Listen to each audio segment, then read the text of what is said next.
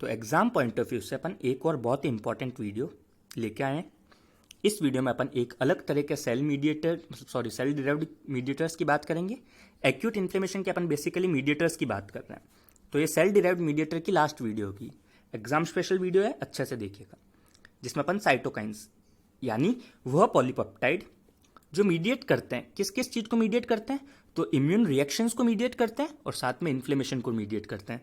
Basically ये दोनों तरह के इन्फ्लेमेशन, चाहे वो कौन सा इन्फ्लेमेशन हो, एक्यूट इन्फ्लेमेशन हो या क्रोनिक इन्फ्लेमेशन हो, ये दोनों इन्फ्लेमेशन को मीडिएट करते हैं।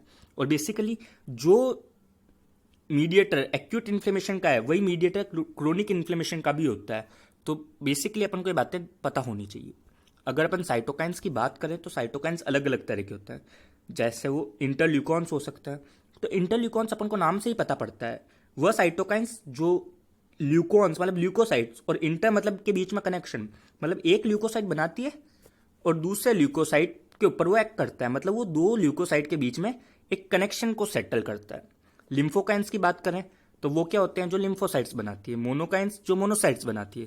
कीमोकाइंस ये बेसिकली एक तरह का कीमो अट्रैक्टेंट की तरह बिहेव करता है, यानी कीमोटैक्सिस में मदद करता है। कॉलोनी स्टिमुलेटिंग फैक्टर्स की बात करें तो कॉलोनी स्टिमुलेटिंग फैक्टर्स क्या होते हैं, जो बेसिकली ब्लड सेल्स को कल्चर होने में मदद करते हैं। और इंटरफेरोन्स यानी एंटीवायरल मतलब वायरल रिएक्शंस में ये आते हैं।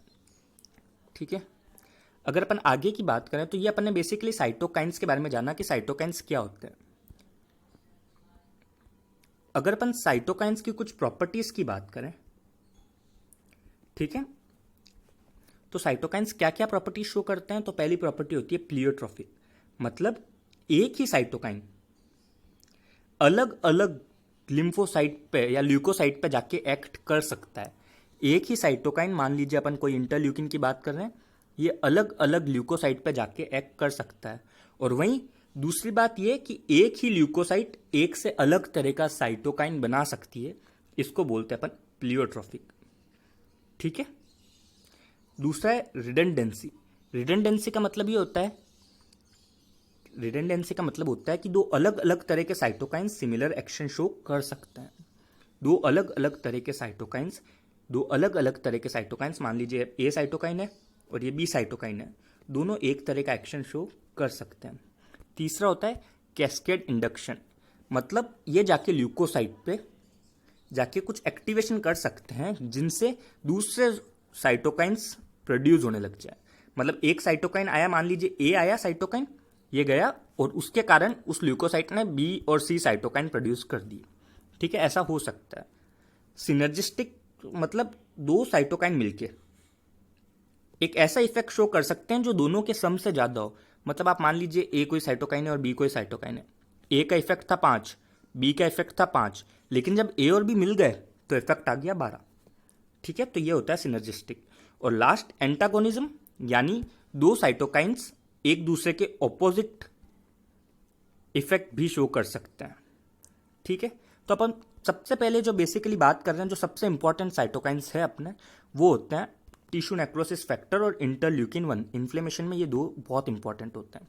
तो ये क्या होता है, तो देखो, जब भी कोई किसी तरह का माइक्रोबियल प्रोडक्ट्स या एंडोटॉक्सिन होते हैं तो वो मैक्रोफेजेज में कुछ एक्टिवेशन करते हैं। किस में एक्टिवेशन करते हैं, मैक्रोफेजेज में, क्योंकि बेसिकली ये सेल डिराइव्ड है तो कोई ना कोई तरह का सेल इसको डिराइव करेगा।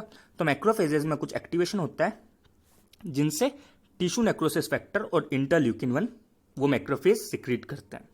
ठीक है, अब वो ये दो चीजें जाके मतलब टीएनएफ या इंटरल्यूकिन 1 जाके दो इफेक्ट कर सकते हैं। पहला इफेक्ट एक तरह से लोकल इफेक्ट। लोकल इफेक्ट क्या होते हैं, पहला तो वो वस्कुलर एंडोथीलियम को एक्टिवेट करेगा, दूसरा वो ल्यूकोसाइट को एक्टिवेट करेगा, तीसरा वो फाइब्रोब्लास्ट को एक्टिवेट करेगा। ठीक है, क्या क्या करेगा, वस्कुलर एंडोथीलियम एक्टिवेट करेगा। वस्कुलर एंडोथीलियम एक्टिवेशन का क्या मतलब होता है, तो अपन बेसिकली पहले पढ़ चुके हैं अच्छे से कि सेलेक्टिन और इंटेग्रिन्स ये कैसे आते हैं। सेलेक्टिन इंटेग्रिन कैसे आते हैं, टिश्यू नेक्रोसिस फैक्टर और इंटरल्यूकिन 1 यही तो लाता है इनको। तो बेसिकली वस्कुलर एंडोथीलियम को एक्टिवेट करना मतलब ल्यूकोसाइट एडेसिव मॉलिक्यूल्स को एक्सप्रेस करवाना, सेलेक्टिन और इंटेग्रिन का एक्सप्रेशन करवाता है। दूसरा अगर बात करें तो ये दूसरे कीमोकाइंस, भले वो साइटोकाइंस हो, प्रोस्टाग्लैंडिन्स हो, कीमोकाइंस हो या नाइट्रिक ऑक्साइड है, बेसिकली दूसरे मेडिएटर्स का प्रोडक्शन करवाता है। ये थ्रोम्बोजेनिसिटी ऑफ एंडोथीलियम बढ़ाता है। थ्रोम्बोजेनिसिटी कैसे बढ़ाता है? तो बेसिकली थ्रोम्बोजेनिसिटी बढ़ाने के लिए प्रोकोगुलेंट जो होते हैं उसको तो कर देता है इंक्रीज, जबकि एंटी कोगुलेंट को कर देता है डिक्रीज। ठीक है, तो वस्कुलर एंडोथीलियम में जाके ये 3 काम करता है बेसिकली। सबसे पहला काम ल्यूकोसाइट एडेसिव मॉलिक्यूल्स को बढ़ाता है। दूसरा काम क्या करता है? अलग दूसरे मीडिएटर्स को वो मतलब प्रोडक्शन करवाता है और उस एंडोथीलियम की थ्रोम्बोजेनिसिटी को इंक्रीज कर देता है। ठीक है, ल्यूकोसाइट एक्टिवेशन में क्या करता है? तो ल्यूकोसाइट एक्टिवेशन बेसिकली सेल का माइग्रेशन रिक्रूटमेंट करवाता है, उसके बाद उसको एक्टिवेट करवाता है। और तीसरा अगर अपन फाइब्रोब्लास्ट की बात करें तो फाइब्रोब्लास्ट का प्रोलिफरेशन करवाता है जो कोलेजन सिंथेसिस में मदद करता है।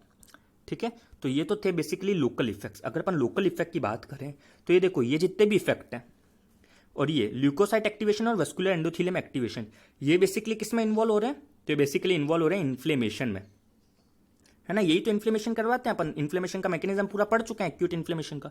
अगर अपन फाइब्रोब्लास्ट की बात करें तो कोलाजन सिंथेसिस क्या करवा रहा है? वापस रिपेयर, इन्फ्लेमेशन के बाद रिपेयर। और बेसिकली अगर अपन सिस्टमिक इफेक्ट की बात करें तो टीएनएफ क्या क्या सिस्टमिक इफेक्ट शो करते हैं? तो टीएनएफ ये फीवर करवाता है, एक्यूट फेज प्रोटीन का सिंथेसिस करवाता है लीवर से, स्लीप को इंड्यूस करता है, एपेटाइट को कम करता है। अगर अपन बेसिकली इनको बात करें तो ये क्या है? ये सब इन्फ्लेमेशन के कॉन्सिक्वेंसेज हैं। जब इन्फ्लेमेशन होता है बॉडी में तो फीवर होता है, हमारी बॉडी में एक्यूट फेज प्रोटीन बढ़ जाते हैं, जिसका एक बहुत अभी की तारीख में एक हॉट कौन सा है? सी रिएक्टिव प्रोटीन, ये एक एक्यूट फेज प्रोटीन है ना। अपन सीआरपी को यूज ले रहे हैं कोविड की, मतलब कोविड डिटेक्ट करने के लिए। स्लीप इंड्यूस करवाता है, ऑब्वियस इन्फ्लेमेशन में स्लीप होती है ज़्यादा और भूख कम लगती है, तो एपेटाइट को डिक्रीज कर रहा है। ठीक है, बेसिकली अगर अपन बात करें तो हमारे सेल में एक मल्टी प्रोटीन सिस्टम होता है जिसको बोलते हैं अपन इन्फ्लेमेजोम्स। ये इन्फ्लेमेजोम्स क्या होते हैं? जब माइक्रोब्स आते हैं या कोई एंडोटॉक्सिन प्रोडक्ट आता है तो ये कुछ कैस्पेज को एक्टिवेट करते हैं, जिसका काम है बेसिकली इन एक्टिव इंटरल्यूकिन्स को एक्टिव इंटरल्यूकिन में कन्वर्ट करना। तो कैसे इंटरल्यूकिन एक्टिवेट होते हैं? तो इन्फ्लेमेजोम्स इन्वॉल्व होते हैं। अब ठीक है, कुछ डिजीजेज हैं, ये क्यों अपन ने जाना? क्योंकि कुछ डिजीजेज है जिसमें एक बहुत इंपॉर्टेंट डिजीज है मेडिटेरियन फीवर। तो इस मेडिटेरियन फीवर में क्या होता है? तो इस मेडिटेरियन फीवर में होता है ये जो जीन है ये म्यूटेट हो गया। ठीक है, सेलुलर कॉम्प्लेक्स अब मल्टी प्रोटीन है तो इसका जो जीन है वो म्यूटेट हो गया। इसके कारण क्या है? इसके कारण नॉर्मल कंडीशन में अब आमतौर पे क्या होता है कि जब भी बॉडी में कोई माइक्रोब्स या टॉक्सिक प्रोडक्ट आएगा तभी इंटरल्यूकिन एक्टिवेट होता है। पर इस कंडीशन में, मेडिटेरियन फीवर की कंडीशन में, नॉर्मली भी बॉडी में इंटरल्यूकिन एक्टिव हुए रहते हैं। मतलब जो मेडिटेरियन फीवर का पेशेंट है उसमें हमेशा फीवर रहेगा। सिस्टमिक मैनिफेस्टेशन जितने भी है, मतलब क्या होएगा कि उसको एपेटाइट कम रहेगी उसकी। ठीक है, उसकी एपेटाइट कम रहेगी, उसको फीवर रहेगा, उसके अंदर एक्यूट फेज प्रोटीन बढ़े हुए रहेंगे। तो सिस्टमिक मैनिफेस्टेशन देखने को मिलता है। और अपन दूसरी बात ये भी जानते हैं कि जब भी लॉन्ग लास्टिंग क्या होता है, इन्फ्लेमेशन होता है, तो एम्लोइडोसिस देखने को मिलता है। और एम्लोइडोसिस भी कौन सा? ए टाइप का। अपन एम्लोइडोसिस में बेसिकली सारे टाइप्स डिस्क्राइब कर चुके हैं, उसमें स्पेसिफिक बात करें तो ए टाइप का। हम ये भी जानते हैं कि गाउट में भी क्या होता है, गाउट में भी इन्फ्लेमेशन होता है बॉडी में। ठीक है, तो गाउट में क्या होता है? Urate crystal, basically urate crystal जाके इन्फ्लेमेजोन्स को एक्टिवेट कर देते हैं। ठीक है, इस इन्फ्लेमेजोन्स एक्टिवेट के कारण इंटरल्यूकिन्स एक्टिवेट हो जाता है जो बेसिकली इन्फ्लेमेशन करवाता है। ठीक है, इसके बाद अपन ने अगर बात करें तो देखिए कौन कौन से इंटरल्यूकिन्स इन्वॉल्व होते हैं बेसिकली किसमें? इन्फ्लेमेशन में। तो ये interleukin 1, interleukin 6, interleukin 17, tissue necrosis factor alpha, chemokines, basically ये इन्वॉल्व होते हैं। अब ये 1, 6, 17 ये क्या है? तो ये बेसिकली नंबर है। ये नंबर क्या शो करते हैं? इनकी ऑर्डर ऑफ डिस्कवरी। अगर अभी लेटेस्ट कौन सा हुआ है तो अभी लेटेस्ट हुआ है इंटरल्यूकिन 38। ठीक है, जिसमें इंटरल्यूकिन 1 जो होता है, 1, 6 और टिश्यू नेक्रोसिस फैक्टर ये तो सिक्रीट करता है, मतलब हमारे मैक्रोफेजेस इनको सिक्रीट करते हैं। और बेसिकली इनका काम क्या है? तो इंटरल्यूकिन 1 का काम क्या है? एडेजिव, सेल एडेजिव मॉलिक्यूल्स को, अदर साइटोकाइंस को और सिस्टमिकली फीवर को इंड्यूस करवाना। ठीक है, इंटरल्यूकिन 6 ये इंपॉर्टेंट है। एक्यूट फेज प्रोटीन कौन सा इंटरल्यूकिन मीडिएट करता है? तो इंटरल्यूकिन 6 एक्यूट फेज प्रोटीन को करवाता है। इंटरल्यूकिन 17 की बात करें तो रिक्रूटमेंट करवाता है, बेसिकली टी लिम्फोसाइट सिक्रीट करते हैं। और ये जो हमारी बेसिकली क्या होती है,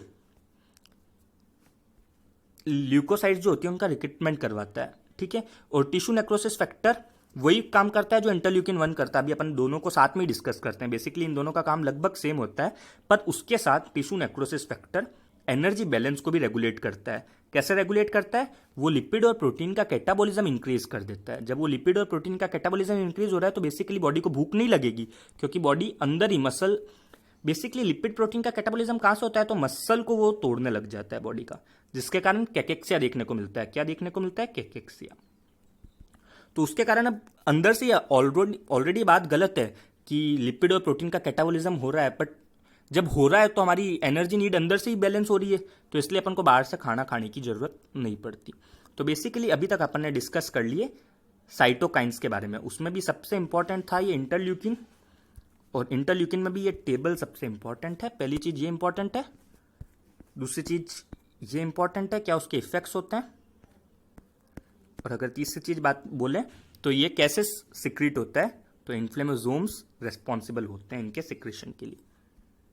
तो अपन बेसिकली साइटोकाइंस डिस्कस कर चुके हैं, जिसमें अपन ने क्या क्या देखा कि इंटरल्यूकिन 1 और टिश्यू नेक्रोसिस फैक्टर लगभग सेम काम करते हैं। और वो क्या क्या काम करते हैं? तो वो एंडोथीलियम एक्टिवेशन करते हैं, साथ में क्या करते हैं? वो ल्यूकोसाइट का रिक्रूटमेंट वगैरह करते हैं, है ना। और दूसरे साइटोकाइंस को, जो साइटोकाइन मीडिएटर्स होते हैं या दूसरे मीडिएटर्स हैं, उन सबको भी प्रोड्यूस करते हैं। और दूसरा इंपॉर्टेंट क्या देखा अपन ने? इंटरल्यूकिन 6। इसका बेसिकली क्या काम था? तो एक्यूट फेज प्रोटीन्स, इसके कारण आता है एक्यूट फेज प्रोटीन्स, जो इन्फ्लेमेशन का मार्कर होता है, ठीक है, जिसका एक एग्जांपल है सी रिएक्टिव प्रोटीन। तो इसके बाद अपन कीमोकाइंस को डिस्कस करते हैं। तो कीमोकाइंस बेसिकली क्या होते हैं? तो ये स्मॉल प्रोटीन्स होते हैं, ठीक है। स्मॉल प्रोटीन्स है 8 से 10 किलो डाल्टन के वेट के स्मॉल प्रोटीन्स होते हैं, जो अट्रैक्ट करते हैं वेरियस ल्यूकोसाइट्स को to the site of inflammation. Basically chemotaxis में ये मदद करते हैं। कौन मदद करते हैं कीमोटैक्सिस में? कीमोकाइंस। अब आज की तारीख में देखो, आज की तारीख में 40 अलग अलग तरह के कीमोकाइंस आइडेंटिफाइड हो चुके हैं, जिसके 20 रिसेप्टर्स आइडेंटिफाई हुए हैं, ठीक है। मतलब 40 कीमोकाइन 20 रिसेप्टर्स पे जाके अपना काम करती है। और ये रिसेप्टर्स अपन ऑलरेडी पूरा मैकेनिज्म कीमोटैक्सिस की वीडियो में देख चुके हैं कि ये receptors 7 transmembrane G protein coupled receptor होता है, जो क्या करता है? बेसिकली वो कुछ काइनेज एक्टिवेट करके इंट्रासेलुलर कैल्शियम लेवल को इंक्रीज कर देता है। इसके कारण एक्टिन का पॉलीमराइजेशन हो जाता है, जिसके कारण कीमोटैक्सिस होती है। ये अपन कीमोटैक्सिस में अच्छे से बात कर चुके हैं, है ना। तो बेसिकली ये क्या करवाते हैं? अब एक चीज है कि मान लीजिए ये ल्यूकोसाइट है, तो इस ल्यूकोसाइट, एक ल्यूकोसाइट के ऊपर एक से ज्यादा रिसेप्टर्स पाए जाते हैं। पहली बात तो ये कि एक ल्यूकोसाइट के ऊपर एक से ज्यादा रिसेप्टर्स पाए जाते हैं, और बेसिकली हर रिसेप्टर अपने आप में एक से ज्यादा कीमोकाइन को सेंस कर सकता है, ठीक है। मान लीजिए ये रिसेप्टर है, इसने 4 अलग अलग कीमोकाइंस को सेंस किया, तभी तो 40 कीमोकाइंस 20 रिसेप्टर्स में सेटिस्फाई हो गए, है ना। मतलब इस रिसेप्टर ने 4 को किया, इस रिसेप्टर ने 2 को किया, इस रिसेप्टर ने 3 को किया, ठीक है। तो बेसिकली ये एक ही ल्यूकोसाइट 4 2 6 3 9 कीमोकाइन से अट्रैक्ट हो सकती है, ठीक है। तो ये 2 इंपॉर्टेंट बातें थी इन रिसेप्टर्स के बारे में कि इनकी लिगेंड स्पेसिफिसिटी ओवरलैप होती है, और दूसरी बात कि ल्यूकोसाइट्स के पास more than 1 receptor types generally present होते हैं।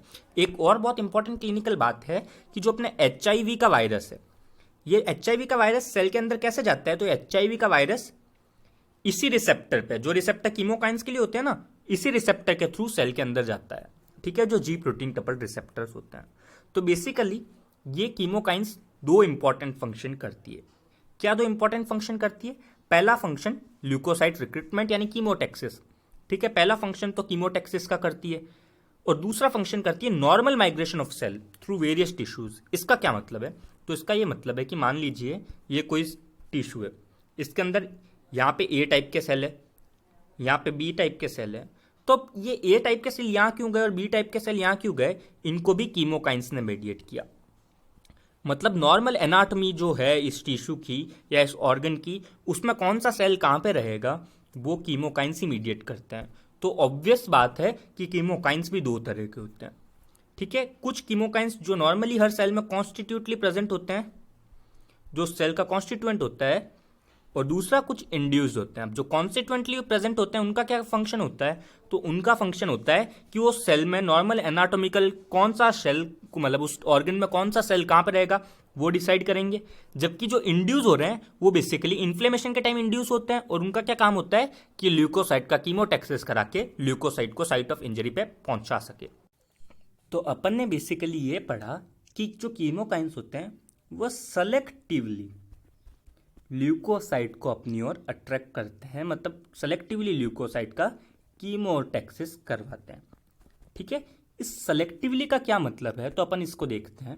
तो क्या होता है कि जो कीमोकाइंस होते हैं उसको कंजर्व्ड सिस्टीन अमीनो एसिड के बेसिस पे 4 पार्ट्स में डिवाइड किया कि वो किस तरह से कंजर्व सिस्टीन उसमें अरेंज्ड है।